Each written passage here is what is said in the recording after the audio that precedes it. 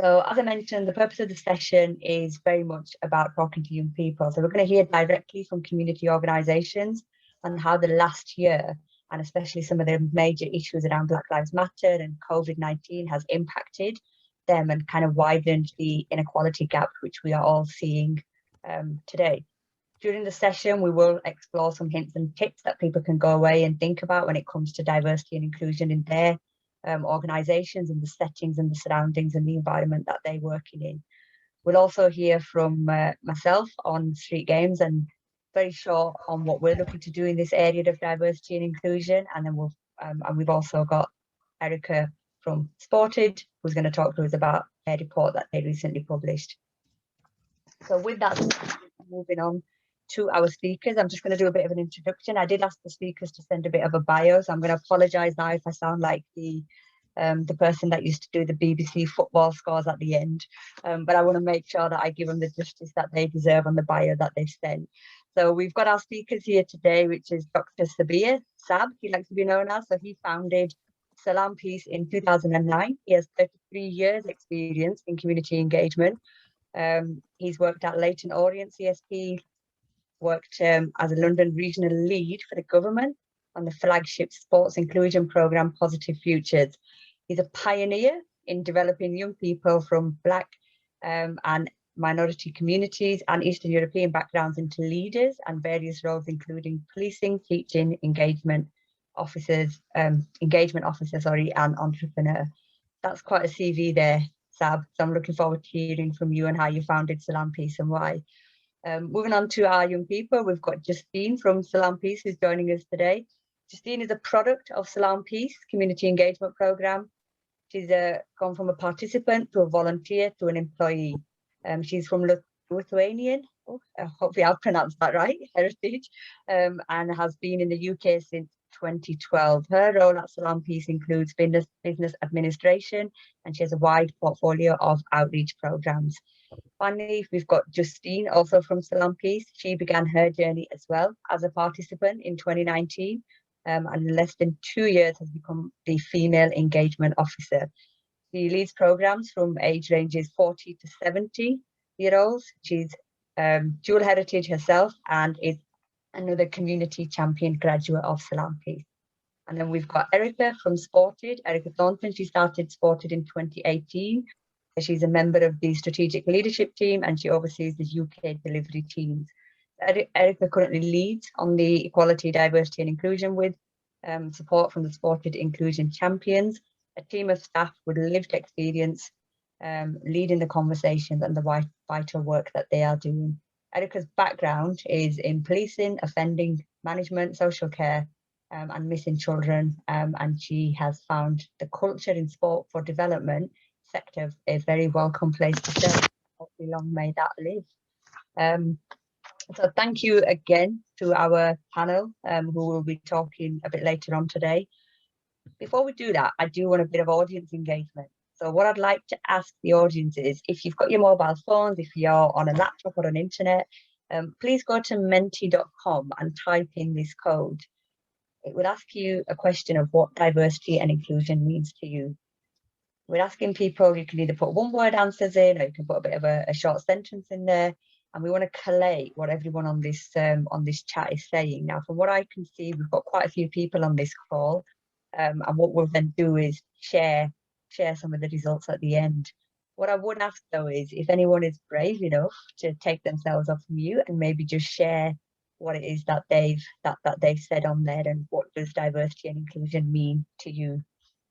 If anyone has got any issues finding Menti or the code, please do let us know.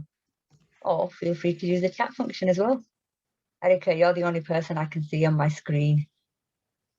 I'm going to ask you, what does diversity and inclusion mean to you?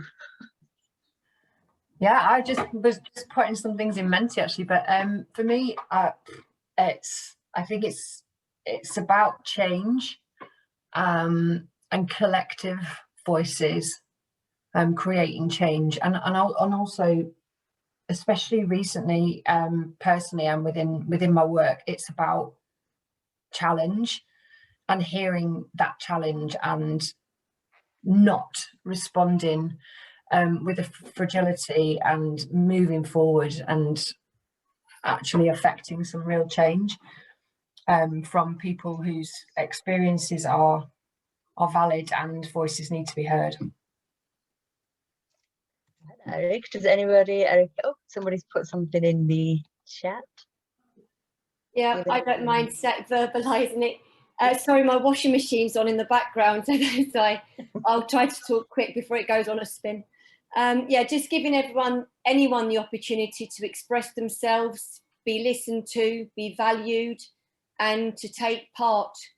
Yeah, that's what I believe. That's my take on inclusive and diversity, regardless of people's ethnicity, social economic background, gender or identity. Yeah, and I think you make a really fair point there as well, Lisa, is that it goes beyond the protected characteristics as well. Because actually those from lower socioeconomic backgrounds are not within the protected characteristics. I think it's a really good point that you mentioned there. And when we look at diversity and inclusion, it's looking broader than the 9 protected characteristics that we have on an equality standard. I'm just gonna, hopefully we're gonna collect all them results, and before we get to the end, I'll try and share the screen just to see what everybody else put in on there. And if anyone's used Menti before, it should hopefully have this nice little picture which highlights all the different answers that people have provided. And I think the more you say the one word, the bigger it gets as well. Fascinating stuff when you're in an online world. So just moving on then, telling you a bit about StreetGames and the journey that we've been on around developing our equality, diversity and inclusion strategy. One of the key things, so I'm part of our internal equality, diversity and inclusion group, and we were really keen that the approach that we were going to take wasn't going to just be a very aesthetic approach. It was about going out there and showing it. This is something that we're on a journey with, and it was something that was going to happen over time. So we very much wanted to start from being a place of understanding before we wanted people to understand what we want to do. And what we recognised is to be able to do that, we have to first get our own house in order, so to say. Oh, sorry, I was just going to say, if people are unmuted, if you could just mute yourself, because I'm just getting a bit of background noise there. Yeah, sorry, so we kind of started our journey on making sure that we were getting our own house in order. Before we take them moves outwards, we needed to know what our foundations are, what our infrastructure is, what our level of understanding is. And we did go out to our staff internally and we asked them, well, where do you think we are on our equality, diversity and inclusion journey? And that doesn't just include us as an internal organisation, but outwardly facing when it comes to our network. How inclusive are we? And you can see down the left hand side with the square boxes with some of the results that came back, which I would say are quite positive in what the staff talk to us about, in what our journey is that we are confident about equality, diversity and inclusion in our day-to-day work. We take it very seriously, and the leadership of our organisation very much champions this area of work. However, as with anything, and we're brave enough and courageous enough to say there are areas that we need to do more on. One being that our staffing and our organisation doesn't reflect those communities that we serve, and we need to be better at that. The other part is making sure that we are championing and we are advocates and we are influencing the sector where we can on the excellent work that our community organisations are doing when it comes to driving the agenda and removing the inequality gap. And we'll be hearing from Salam Peace a little bit shortly on that as well. But it's all about making sure that our policies and our structures represent a culture that allow for an inclusive environment, so that when it comes to people's own personal understanding and that sense of belonging, it's at every stage of the organisation from a personal, a cultural and a structural level. So the work that we're doing at the moment is that we have formed, as I mentioned there, is a staff group that are now looking into how do we promote diversity and inclusion from an internal perspective, but also how do we then take that outwards. And it's about learning. We're all on a learning journey. I don't think no one sits here and says we are the perfect model when it comes to this. This area of work is fluid, and we're very much on that journey about understanding those communities that we want to serve. And the biggest one for us is we talk a lot about seeing diversity, and sometimes what gets put on the back burner is that cognitive diversity of thought. And we very much want to make sure that when we are delivering and developing our interventions and programs, when we are looking at our policies, that we don't just have STEAM diversity there, we also have diversity of thought and different mindsets, people with different lived experiences, looking over the work that we are doing. Hopefully everyone can see this. So our strategy will be released soon, but this is a sneaky one-pager. It's a bit of an exclusive actually that you're getting firsthand, being able to see. So we are underpinning ourselves on our 5 themes, which we will work over the next few years. And we will have an action plan which goes into a bit more details on our 5 themes. So as I mentioned there, one very big one for us is our diversity of voice and ensuring that our internal and our external programs and interventions have that diversity of voice. Very much, we are a young people organisation. So if we are going out there and we are developing our programs to be more inclusive, we want that young people's voice, that youth voice in there telling us what it is that we need to do. Very much an internal one for us is looking at our recruitment. What is it that we may be conscious of? What is it that we may not be conscious of when it comes to our recruitment procedures? The third one is growing our own. It's very much about when we're working with community organisations, when we're upskilling our staff, our workforce, external as well, are we creating opportunities for people to progress through the system? And then inclusive environments, that's very much internal and external, is are we creating environments where everyone feels that they can bring their whole selves to the organisation? But also, are we also creating environments when we deliver and develop some of our interventions where people feel safe to come into the environments that we create? And then finally, learning and development, which is important, not just personally for me, but for the organisation as well, as that everybody is on a learning journey and we never stop learning and we never stop asking the question. So that is it from me, a bit of a whistle-stop shop there on our equality, diversity and inclusion strategy. So watch this space, it will be there soon. And I'm going to now pass it over to Erica. Hi everyone. So thank you for inviting me today. I just want to run through some slides around our racism report, how we came about doing this, and then also talk to you a little bit at the end about our internal process and what we've been working through. The full report is available on our website, and I can provide links to that. And obviously, because this has been recorded, you can see the slides, but we don't have too much time and it's quite an in-depth report. So I'm just going to sort of go through the slides as quickly as I can. So you know, we started looking into racism, anti-racism far more in detail following the resurgence of the BLM movement last year, following George Floyd's murder. And what we wanted to do was create a space for our members to come together and to be able to share their experience. So what we aim to do is we wanted to understand directly from our network about their experiences of racism within the community sports sector. So we identified some key themes, and we wanted to advocate for them and them to advocate for themselves and for the young people that they support. We wanted to identify potential solutions that we could take forward and establish some support going forward. For the methodology, we had 3 1.5 online sessions, all remote, because we were very familiar with the remote world at that point in time. And then we had also some follow-up conversations with individuals who weren't able to make the group spaces. The ethnicity of the group leaders, you can see there, 70% Black, 25% Asian and 5% white. And then the key themes that were drawn out, and what I've done for this session is just pull out 3 of those themes to show you some quotes and some findings from that. But the 5 themes that we found was systemic racism, current approaches to tackling racism, the BLM agenda, representation in sport, and finally funding. So I'll just move on to systemic racism. So some of the challenges there, large groups of Black people being seen as a threat. Young Black people are learning they should pretend to be something they're not. And a continued bias against Black people in organisations of people of authority, so police, government, politicians. And the needs that people in those groups came up with is that really strongly came throughout the whole report is there's no need for training. The people in the leadership roles within our groups They've had plenty of leadership training and programming. They've got all of that experience. They don't need any more. But what they need is an increased understanding of how their experiences relate to jobs, opportunities, and the institution itself.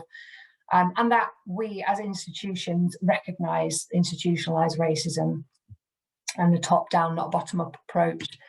So the solutions about being action-driven, establishing an appropriate network to challenge systemic racism through bringing multiple stakeholders together, break down barriers and challenges and misconceptions.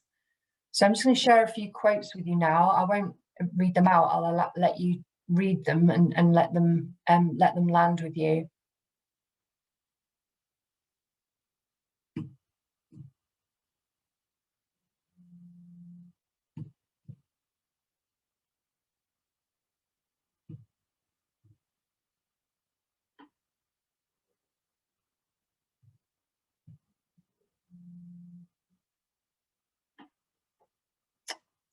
Okay, I'm going to move on now to representation in sport.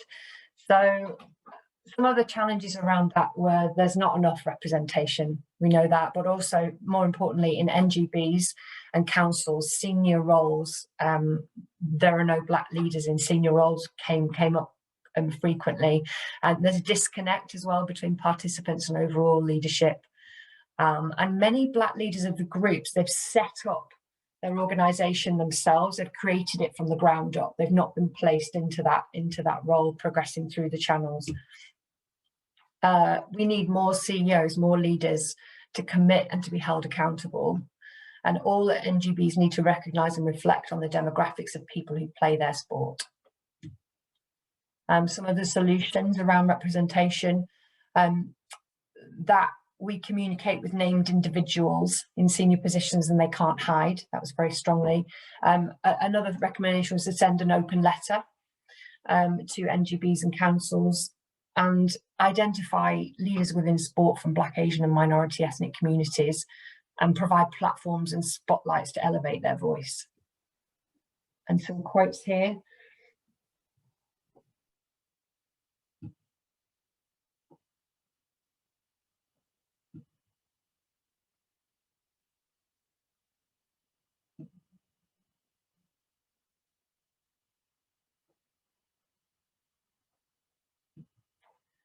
So moving on to funding, just aware of time. So the challenges around funding, I mean, I wanted to get this in here because this is, you know, huge in terms of our journey at the moment as well, trying to seek funding and to create programs to make real change.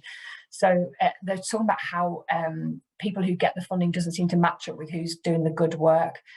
Funding streams are not designed by diverse groups of people. Some of the needs there, empowerment of Black, Asian and minority ethnic communities into higher positions of funding organisations, and shift from that shorter term funding to longer term, you know, giving people 4 or 5 years funding, core funding. And some solutions there, review how those funding streams are written. Are they written by the appropriate audience that they're aimed at? And transparency around who's on that assessment panel.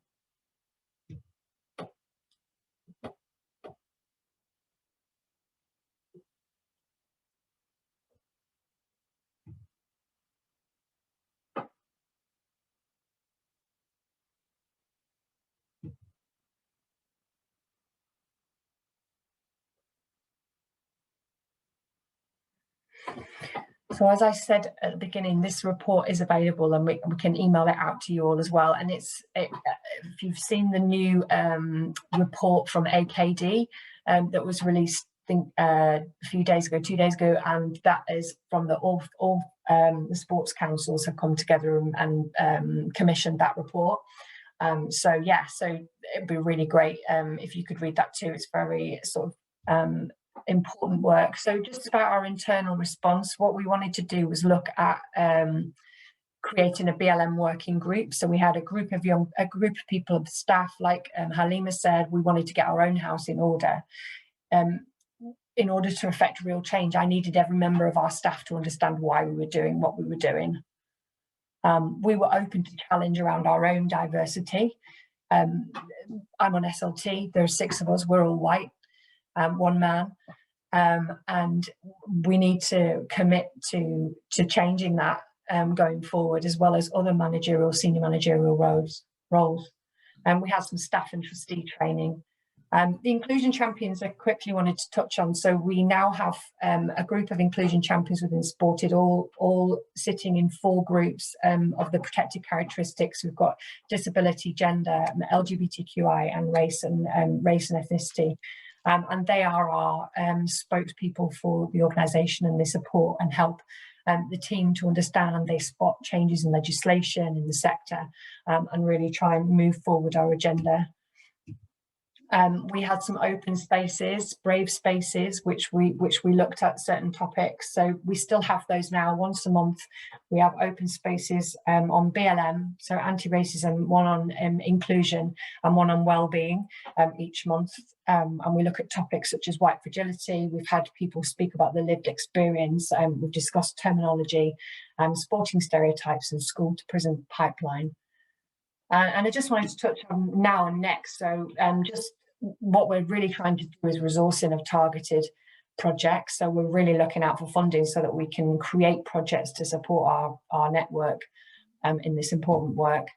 We've got a bid out in the minute with lottery. If we win that bid, we'll be getting a new EDI strategic lead and a race equality lead. And that is my dream, because although I oversee this work, I don't have a background or an experience in this. And too often that happens where it's shoehorned into someone's role, and that's not acceptable. So we must get these really important, crucial roles within Sported. We'll also be creating the Black Leaders Network. And we've got some extra funding for that coming through to get all of our Black-led leaders to create a network of people to go out and to speak and to advocate for our groups. We've integrated this into our 4-year strategy. Equality is one of our 4 themes. And obviously, most importantly for me, is collaboration, working with yourselves, other like-minded organisations to move forward, and committing to anti-racism, and throughout everything having authenticity in everything that we do. And that's my 5-10 minutes, I think. Thank you so much for that, Erica. If anybody does have any questions, please feel free to ask now, or you can put it in the chat box and we can come back to you. Thank you so much for presenting that, Erica, and I think it's really interesting how both organisations, StreetGames and Sported, have taken their approaches to this, but actually some of the key themes that are coming out around, we need to listen to the community organisations too. It's not something that we kind of just go off and do by ourselves. It has to be in collaboration, which moves me nicely on to our main feature of this morning, which is talking to Salam Peace. Sab, I'm going to start with you. Thank you so much for taking the time out to be here today. I'm going to make an attempt at trying to be a host, and maybe at the end people can tell me if I was more of an Jonathan Ross or an Alan Carr or a Graham Norton. But I'll make an attempt and we'll see how this goes. So Sab, tell me a bit about yourself and how did Salam Peace become what it is? Salam Peace began on the back of the London 77 bombing, so obviously the negative impact of the publicity around British Muslims and everyone being portrayed as a terrorist and extremist. So about 10 days after the bombings happened, I was invited to Downing Street to the then Prime Minister Tony Blair's house for a reception alongside nurses, doctors, firemen, policemen, other workers in our sector. On the journey there, I got a very negative reaction as I changed platforms and jumped onto a tube train, and everybody started grabbing the handrails, breaking into sweat, obviously thinking that a terrorist has boarded on that train. I never had a beard, I never had a backpack on me, but just because of the media perceptions that were being put about. So it never sat easy with me. On the journey home, I kind of reflected and I thought I was born in Leicester in Britain. I've grown up in London my whole life. I've contributed to the community since I was 13 years old, but why am I still being perceived as a terrorist? So I contacted my friend and colleague, a sergeant called Phil Paul, who was working in Hackney at the time, another friend of mine, Steve, who was from the army, and we set up an event called the Eid Cup, which was supported by the Home Office, supported by Leyton Orient. It was a football tournament. Alongside the football, we had an army obstacle course, we had police giving out bike locks, marking mobile phones, we had youth workers giving out sexual health advice. So it was just a really good festival for people to come together. Of the 500 participants, probably 200 were Muslim, 300 were from all walks of life, including kind of our white British travelling community from Barking. And that kind of set the template to what Salam Peace became. And it was clear that sport at that time was starting to get into government's agenda, that it was more than just crossing the white line and kicking a ball or hitting a cricket bat. It was about using sport for wider agenda and wider impact. And that kind of drove me to develop Salam Peace. And with us from the offset, it was always looking at where the gaps in provisions are, what the need is, and setting up our programs around the need. So for example, if Halima's running a women's fitness project on a Tuesday evening at the local park, well, I'm not going to go and set up the same project because Halima's already there. We'll look at where the gap is, or can we work with Halima and expand what she does, and that's always been our model.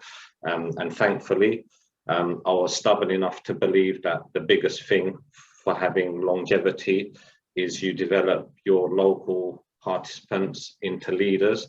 So my two colleagues today, Ilona and Justine, are examples of that. They then understand our mission. They are best placed to share their experiences, and most importantly, they're real role models for people to aspire to.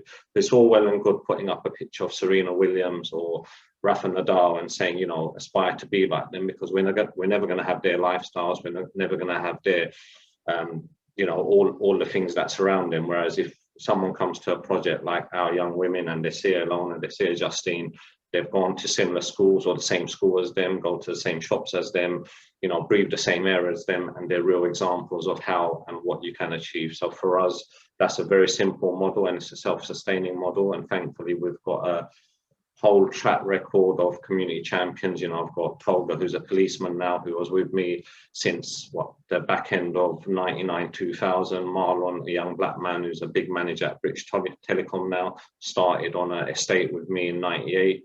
Erkan, who's a maths teacher, one of my young women, Naz, who's a purchasing manager at Converse, part of the Nike's family of businesses.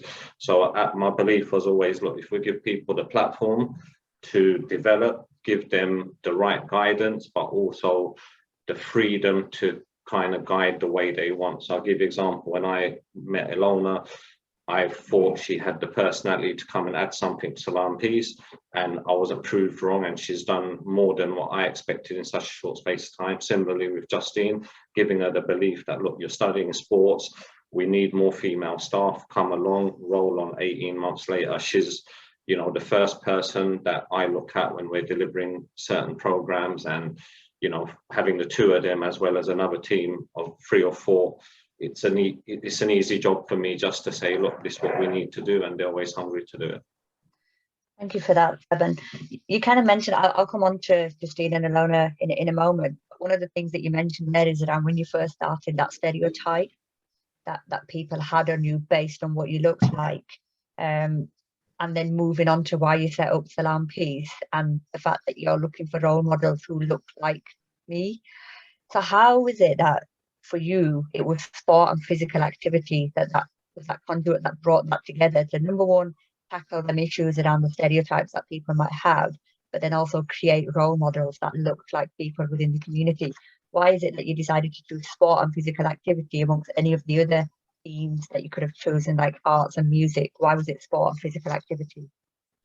Well, I think for me personally, sport was always the platform where I was able to express myself. So when this Black Lives Matters movement started, and we had the big questions around why there's not representation of Black, Asian and minorities at higher positions in whatever field we look at. For me as a young person, I was the only Asian Muslim person that played football in my whole league, in my whole county.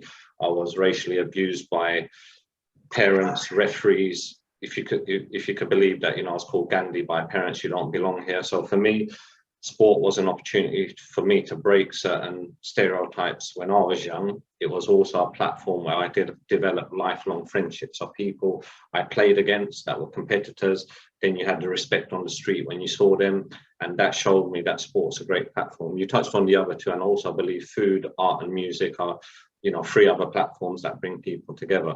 for me, because of the environment I was working in, I saw the value of sport. I was very fortunate at Leyton Orient. My first two directors, Neil Watson and Grant Cornwell. So Neil Watson in particular, he was the one that's responsible for all of us to be in the positions we are, because he put sport in government agenda in terms of how sport can have a wider impact. And for me, it was an easy thing. And not everybody has a passion for sport. Fortunately, with Salam Peace, our programs are wider than that. So we have young people who come to education programs who might be interested in media. So one of our young person will come and film little bits for us. But it's a case of sport can bring people together, and it's an even platform. And that's the simple thing, that once people come along, whatever walk of life we come from, once we step into arena, be it a netball session, be it a cycling program, we're going to do the same thing. Brilliant, thank you for that, Saab. So going to move on to Justine and Ilona. So Justine, do you want to start off? Just tell us, how did you end up on the doorsteps of Salam Peace, and how did you bump into Saab? Yeah, sure. Okay, so I met Saab at Leyton Sixth Form College, where I was studying sports as a level 3 BTEC. So I've always been interested in sport and like just enjoyed it my whole life. So I was always around the sports department, and Saab ran the football team, the college football team there. So obviously he saw me around quite a bit, and he, like he said, he asked me to come and get involved with Salam Peace. So firstly, I was a bit hesitant because I just had a lot going on and everything, but he was persistent, and then finally I came along to one of the women's fitness sessions, and from then I just kept joining in because it was just such a lovely environment, and like I really enjoyed the sessions. And then as I kept coming, he brought the idea to me that I should start volunteering and like leading parts of the session. So it would start with like the warm-up or the cool down, or like just a few exercises in the sessions. And when that idea was brought to me, I thought, oh gosh, like I want to do it, but like I didn't really have the confidence. But when I started to, and I had that push from Saab and everyone around me, I like found that I like my confidence grew basically, and I realized that I should stop doubting myself. And then I kept, from that point on, I feel like I just kept progressing up, and the environment that Salam Peace created was really nice and really uplifting. So from there, now looking back, it's a big change. So now I actually run the women's fitness sessions, and I'm a female engagement officer for the younger girls as well. So I work at the primary school that we're in partnership with. So I do lunchtime sessions, and one of the lunchtime sessions that I do is just the girls only session. So that just helps with the girls' engagement, because some girls won't really like to come in when the boys are in. So it's good to create that space so that they feel comfortable and just having that area. So I do PE sessions sometimes at the primary school as well. So as I said, I lead women's fitness on a Tuesday, and then going off to other schools doing like basketball sessions and stuff like that. So yeah. Yep. Brilliant. And Ilona, over to you for that same question. Hi everyone. So I met Saab similarly to Justine, so it was at college, but my background in sport wasn't as extensive. I didn't study sports. I was actually in the humanities department a lot, but because of the volleyball sessions that I attended, I met Saab through the college football team. He invited me to come along, so then I ended up joining into the female fitness sessions. Similarly to Justine, from there became a volunteer, and then obviously a paid member of staff. Now I lead a couple of the sessions. So sport-wise, me and Justine run the girls football team. I go to the primary school, we run the PE sessions there, the lunchtime sessions, after school clubs.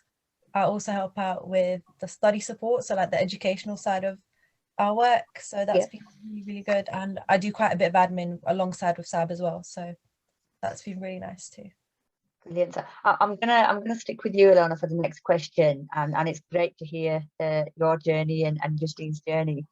So the next question is, over the last year, obviously we've had two major challenges that the world, not just this country, has faced in COVID-19 and also Black Lives Matter. From a young person's perspective, are you able to just share with us how has that impacted you, and how has it also impacted you, but how does it make you feel when you see the inequality and the assumptions that people make of others? So sticking to COVID for now, when I was at college, that's when this was all kind of going down. So I was in my last bit of my first year of college, and then obviously progressed throughout my second year as well. And I didn't have Salam Peace at the time, so I joined in August. Up until then, there were lockdowns, Black Lives Matter, everything, like it's like the world was coming to an end. There was so much going on, and I think we were all sort of isolated, so the communities were divided, and I don't know, it just felt really lonely to be stuck at home, not knowing what was going to happen to my education, not having sport in my life, even though that was something I was very, very passionate about. So I think when I joined in, it kind of gave me a platform to explore those type of issues, and it gave me a platform to share my opinion, to learn something new from other people, and obviously to meet like-minded people, which helped me develop my knowledge, my opinion, and I don't know, it's just been really, really good. Yeah. And you kind of mentioned that it gave you an opportunity to meet like-minded people, but also talk to those that maybe weren't on the same thought process as you. And we kind of live in a world where everyone thinks differently, and that's fine. But how did you, as a young person, work with those people that thought differently to you or made assumptions based on what they see of people? Because I know you shared a story with me previously when we first talked about, and I think that's such a powerful story if you wanted to kind of share it again, and if you're comfortable to with the audience today. Yeah, so I came from a girls' school, which in itself was quite not a religious environment, but a lot of the girls were quite modest, they were quite reserved, and I think our teachers and the SLT, they didn't really push us to explore opportunities or to kind of explore different sports. So the main thing that we focused on was netball, and in the summer we do rounders or cricket, and that was kind of it. But I think when I joined Salam Peace and I learned how to manage many different sports, how to play, how to actually teach young people, we all had that platform in common. So we all came together because we loved sport, loved spending time together, regardless of what our opinions were. And I think once you have that sort of platform with the young people and you have build that trust with them and that relationship, it kind of encourages them to do a bit more. So now they went from doing football on a Saturday morning to now coming into our study support sessions where we explore things like political awareness and mental health and things like that. So having sport as a platform has been really, really helpful. Yeah, and I think you mentioned two key things there around trust and relationships. And I think when we're looking at exploring, tackling inequality, they are two major characteristics that people need to have to be able to move on this agenda. Justine, I'm going to kind of just throw that same question back over to you. So how has the last year and the issues of Black Lives Matter and COVID-19 impacted you from a young person's perspective? Yeah, so similarly to Lona, throughout COVID, it came as quite a shock to me, because we've never really lived through anything like this.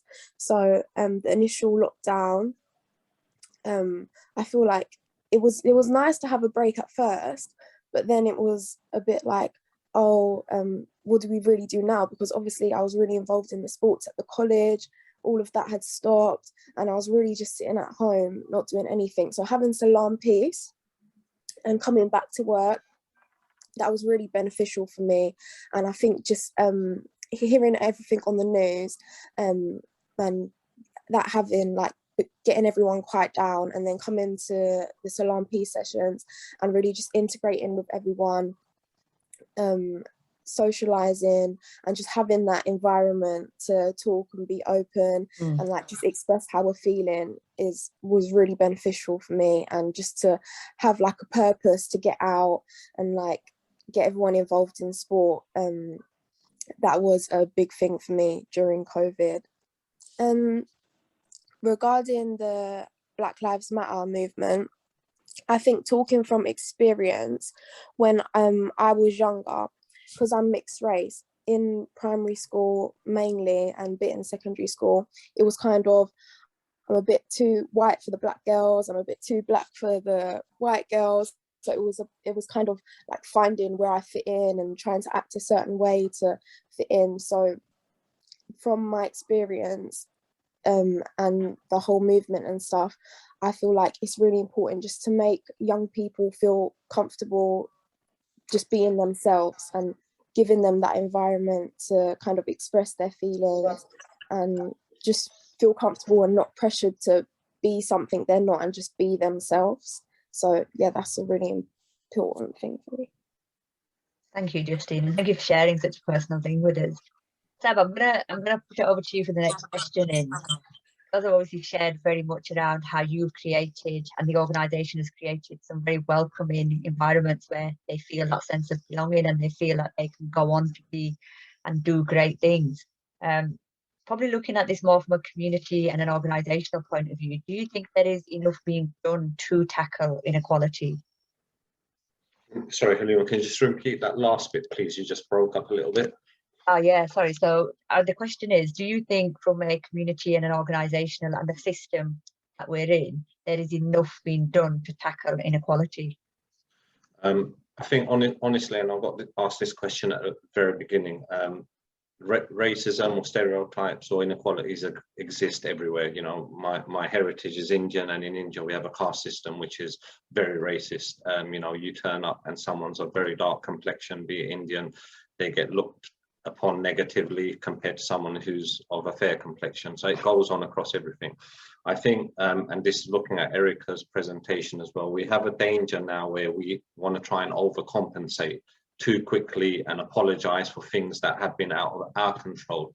What we have to do is appreciate that, yeah, there are inequalities. At the same time, it's a two-way thing. So speaking from my own experiences, for Salam Peace, we had inequalities in terms of I felt that there was a model of working that nobody else at the time believed in. So I was looked upon like I'm crazy when I was saying that, you know, we need to build a workforce from local people and give them the strength, the confidence, the time to grow. And then we'll get an Ilona and a Justine, and we've got a whole load more alongside that. Now, people weren't prepared to buy into that. They thought, how can you build people? We need experts who've got this qualification, that qualification. Similarly, from a personal point of view, when I played football, like I said, I wanted to play football. Now, if people had issues about my race and colour, it was up to me to prove them otherwise. And my headstrong attitude was, I'm going to play that well. At the end of the game, you that spat in my face will come and applaud me because I'll play that well.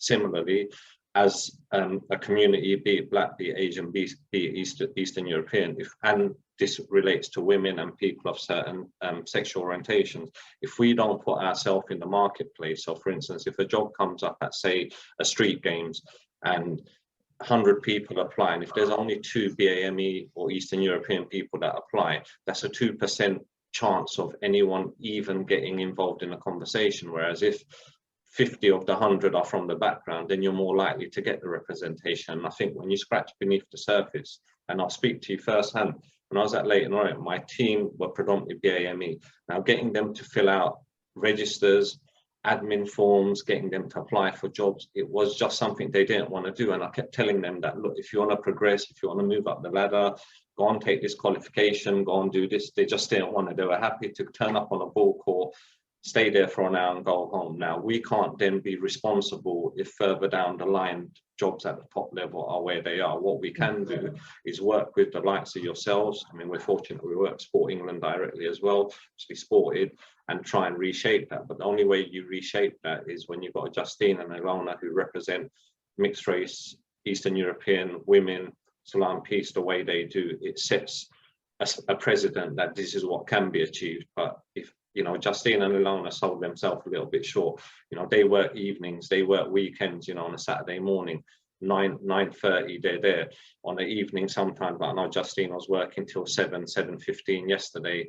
Ilona's here now, she'll be with me till 7:15 later today, the whole load in between, and they're prepared to sacrifice that to move on. Now, you can put as many policies and procedures in place, but if the people don't grab it with both hands and also make their own steps forward, you can't be responsible for that.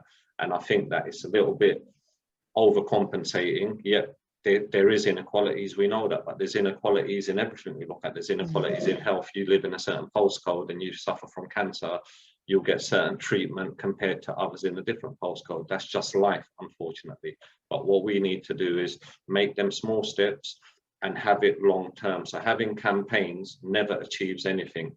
Having steps in place to say, okay, in the next 5, 10, 15, 20 years, we'll have a culture shift, both from the top and the bottom. So the bottom aspire towards getting to the top communicate with the bottom, then you'd have that long-term change. If we just put headline figures, say we're gonna put this in place, put this post in place, it will just come and go, and 5, 10 years later, it will finish. And the last thing I'll say is I was at Pentonville Prison yesterday trying to support the Imam with 2 of my colleagues getting the prisoners to take the vaccine. And the overrepresentation statistically of Black and Muslim prisoners in there was heartbreaking. But I was part of a discussion that took place 10 years ago to the Minister of Justice and you know, a couple of high-level people in kind of justice system.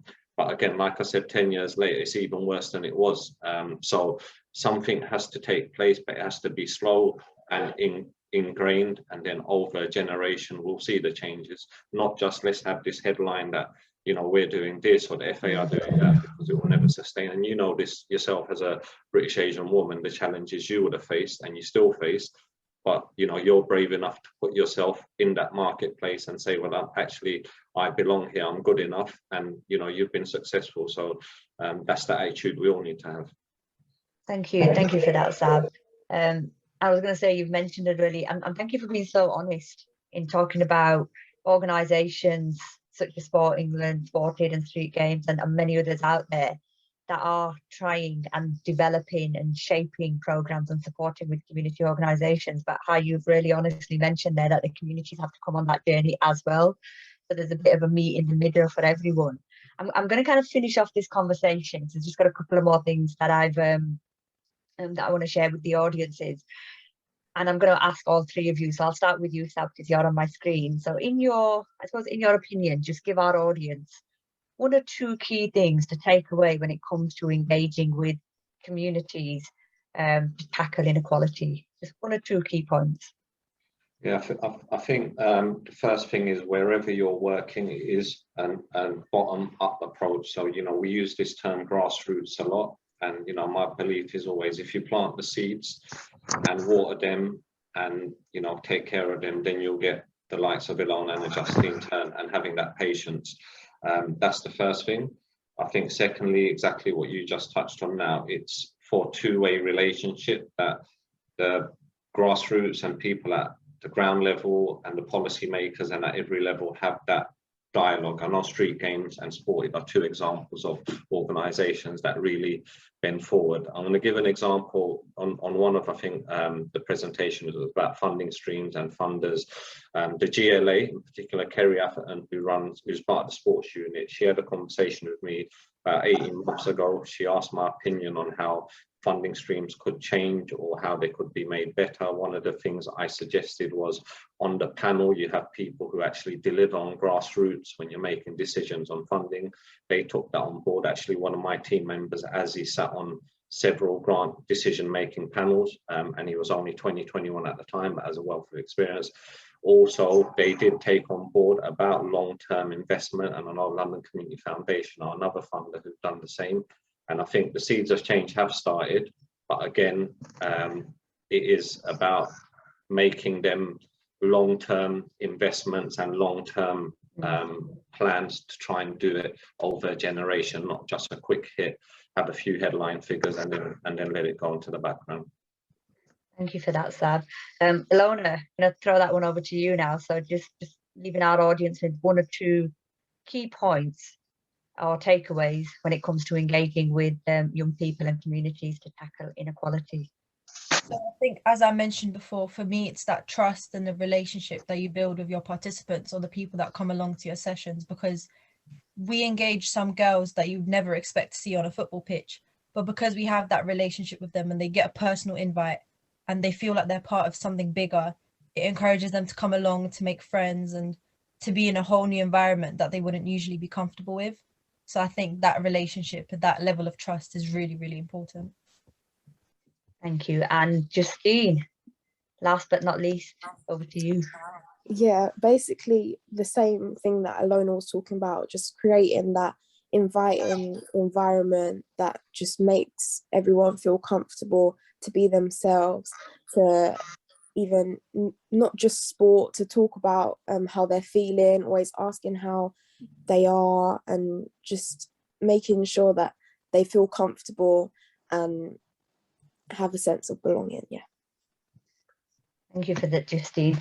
So that kind of concludes our panel discussion with you. I want to thank you so much for being a part of this and sharing some really honest thoughts and opinions and some of your lived experiences. I'm going to move on to just leaving our audience with a couple of key examples, I'd say, or just some of my thought processes when it comes to engaging with communities and really looking at diversity and inclusion through different lenses. Okay, so hopefully everybody can see a slide here. I may go over a few minutes. However, I would just encourage people if they could stay back 5 more minutes. We are nearing the end, but if not, there will be a recording of this that we can send out to everyone. So me, when we're looking at diversity and inclusion, I very much try and put it into this transforming change. And the transforming change comes from different levels. There's very much that personal level, which is talking about understanding where one's personal thinking comes from.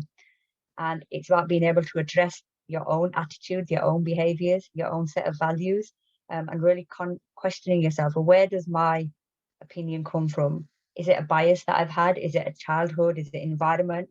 Is it the culture that I've been brought up in? And actually questioning yourself. So very much that personal transformation of change. The second part is then looking at all the relations that you have. So them connections, them ties, them trust, them people, them organizations that you surround yourself with. Asking yourself the question is, does everyone in my circle look like me, behave like me, act like me, and think like me? Is my network broad enough for me to actually take in different opinions, different viewpoints, to be able to really make sustainable change when it comes to diversity and inclusion? And then moving on to the cultural, this is very much that culture and them unwritten rules that you'll have within your organizations, but also in your communities. And really questioning yourself again is, where does this culture come from? And is it something that we need to look at to be able to change if we want to transform that change again? And then finally, looking at the structures that you set up.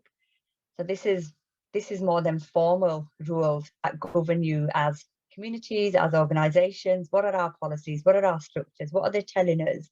And has that structure allowed for us to then create a culture where everyone that we see around us, comes back to them relations, is like us?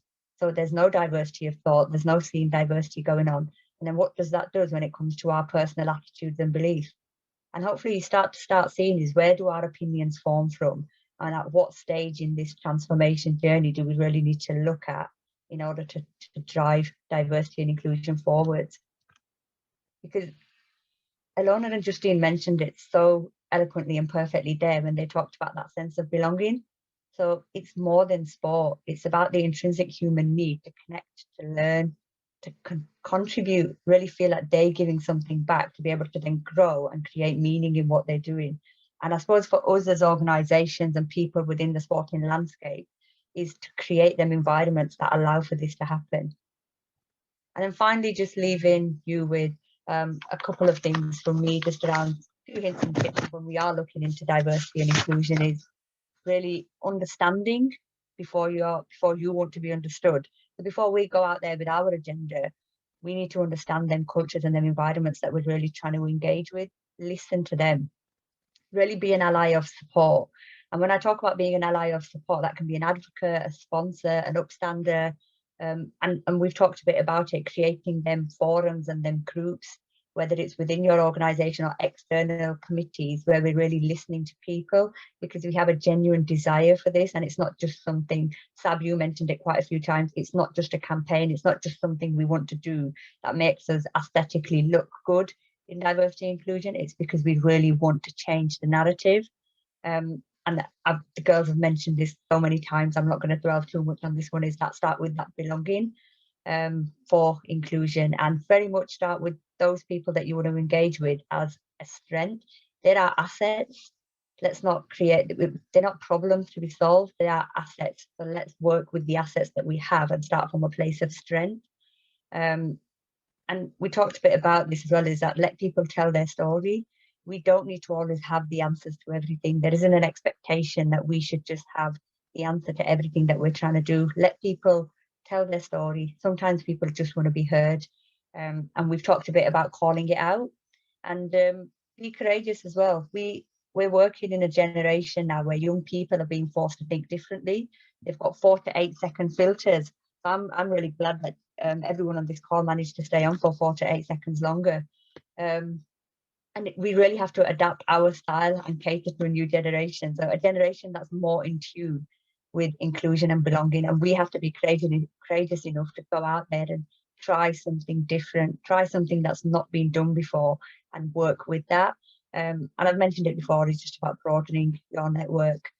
And finally, just to finish off, and I'm sure many people have seen this picture, is where we want to get to as a society is where we start from the beginning.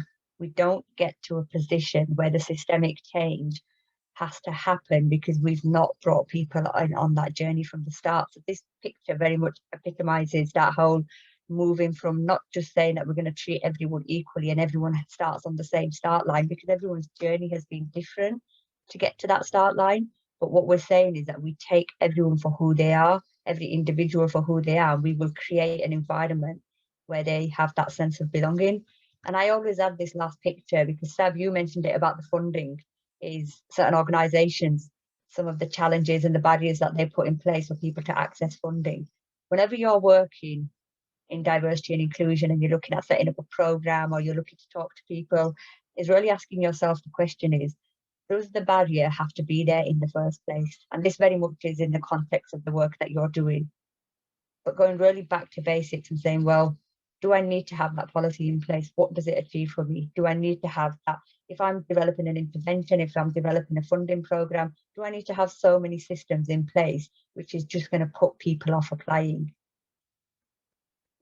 And I'm just going to stop share my screen there. I'm 3 minutes over, which is pretty good for me.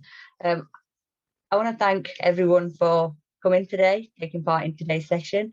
I will stay on the call a few minutes longer. I just want to thank our panel, Erica and Salam Peace, for being on today, and thank you everyone for joining. We will